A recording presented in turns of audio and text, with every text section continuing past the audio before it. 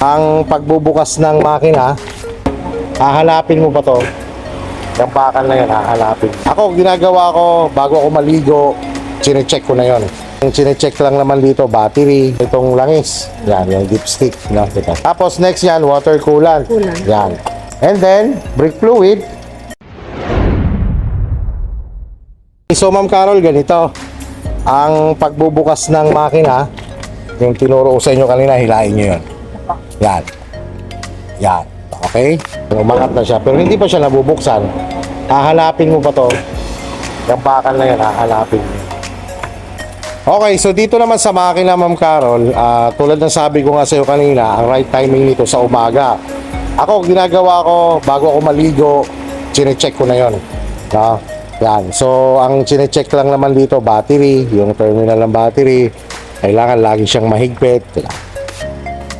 Tapos ma'am, kung ganito naman klase ang battery mo, ito yung hindi siya maintenance free.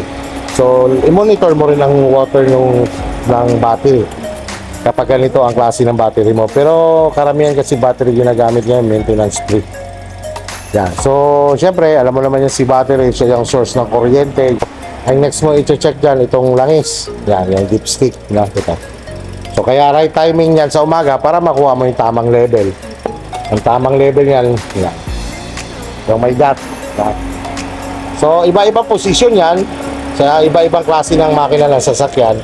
Minsan dito mo matatagpuan yan, minsan nandito. Depende sa makina ng sasakyan.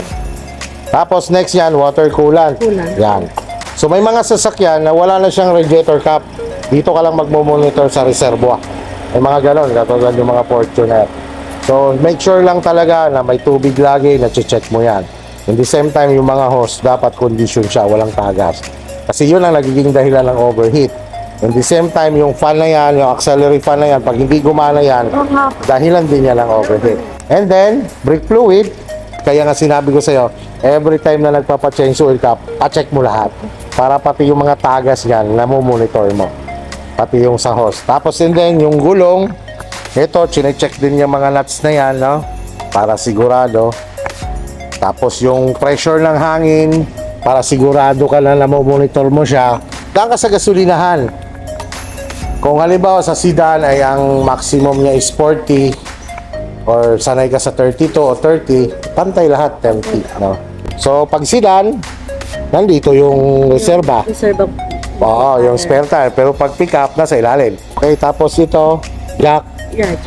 Early warning device. Okay, papawala niya. Kasi mandatory yan. Pag nasiraan ka at wala ka yan, huhulihin ka. So, 4 meter. Ang paglagay niyan, na-plot ka dito. Ang pula nasa likod, pag two-way.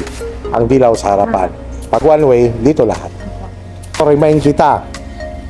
Sa LTO, ang unang-una mong gagawin doon ay mag-exam.